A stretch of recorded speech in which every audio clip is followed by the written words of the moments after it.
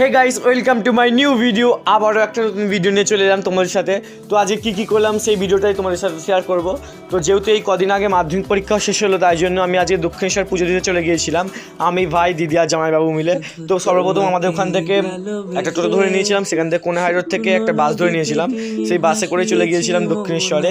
তো তারপর দক্ষিণেশ্বর চলে এলাম। আজকে যেহেতু রবিবার ছিল, তাই জন্য প্রচণ্ড ভিড় ছিল, দেখতেই পাচ্ছ লোকজনের কত সমাগম।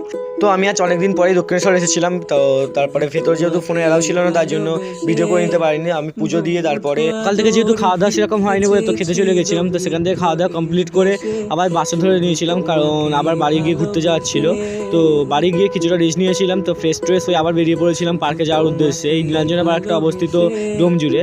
তো কিছু পাড়ার বন্ধুরা মিলে চলে গিয়েছিলাম নীলাঞ্জনা পার্কে। তো সেখান থেকে চলে গেলাম টিকিট কাউন্টারে। তো টিকিট কেটে পার্কের ভেতরে প্রবেশ করে গেলাম। আর যাওয়ার সাথে সাথে এরকম দেখতে পাচ্ছি বিভিন্ন ধরনের মডেল, আর এখানে মহাদেবের ধ্যানরত মূর্তি। যেহেতু রবিবার ছিল, তাই জন্য সবাই মিলে চলে এসেছিলাম একটুখানি নীলাঞ্জনা পার্কে।